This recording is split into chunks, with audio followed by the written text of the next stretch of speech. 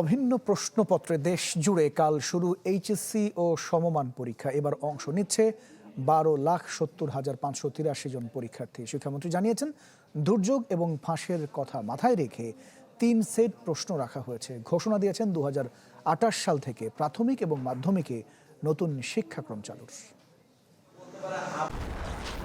হিউস্টনে rocking tasty, সীমানা ছাড়াও নিজেকে হারাও। যুগোপযোগী ও মানসম্মত শিক্ষা ব্যবস্থার লক্ষ্য নিয়ে বড় ধরনের সংস্কারের পথে হাঁটছে বিএনপি সরকার। এরই অংশ হিসেবে শিক্ষাক্রম পরিবর্তনের উদ্যোগ নেওয়া হয়েছে। সে ধারাবাহিকতায় 2027 শিক্ষাবর্ষ থেকে চতুর্থ ও ষষ্ঠ শ্রেণীর শিক্ষার্থীদের পাঠ্যসূচিতে যুক্ত হচ্ছে আরও 2টি নতুন বিষয়। এইচএসসি ও সমমান পরীক্ষা নিয়ে সংবাদ সম্মেলনে শিক্ষামন্ত্রী জানান, 2028 শিক্ষাবর্ষ থেকে হতে যাচ্ছে নতুন কারিকুলাম, করা হয়েছে এ বিষয়ক কমিটিও। আর প্রধানমন্ত্রীর শিক্ষা উপদেষ্টা বলেন, শুধু পুঁথিগত শিক্ষা নয়, শিক্ষার্থীদের বিকশিত হওয়ার সুযোগ করে দিতে চায় সরকার।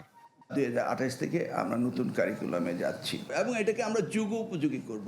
জাস্ট এই ব্যাকডেটেড সবকিছু নিয়ে আমরা আর এগোতে চাচ্ছি না। কারিকুলামটা আমরা এমনভাবে পরিবর্তন করছি যেখানে পুঁথিগত বিদ্যার পাশাপাশি সেখানে সংস্কৃতি এবং ক্রীড়াকে প্রাধান্য দেওয়া হবে। সহশিক্ষা কার্যক্রম বা এক্সট্রা কারিকুলার অ্যাক্টিভিটিসকে আমরা পুরো এডুকেশন সিস্টেমে নিয়ে আসতে চাইছি। শিক্ষার্থী ঝরে পড়ার কারণ উদ্ঘাটনে কাজ চলছে জানিয়ে মন্ত্রীর প্রত্যাশা, আগামীতে এমন ঘটনা ঘটবে না।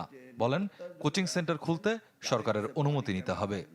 আমরা শিক্ষকদের তাদের ইনস্টিটিউশনে তারা এডিশনাল অনারিয়াম নেওয়া হোক, যেভাবে হোক তারা ইনহাউস কোচিং করাতে হবে। এবং কোচিং সেন্টার যারা রয়েছে তারাও এই দেশে কোচিং সেন্টার যদি আপনার বানাতে হয় তাহলে সরকারের কাছ থেকে অনুমতি নিতে হবে। শিক্ষামন্ত্রী জানান, আগামী বছর থেকে মাদ্রাসা ও কারিগরিতেও কমন বিষয়গুলোর পরীক্ষা একই প্রশ্নে হবে। এবছর পরীক্ষা কেন্দ্রের নিরাপত্তায় নিয়োজিতদের দেয়া হচ্ছে বডি ওর্ন ক্যামেরা।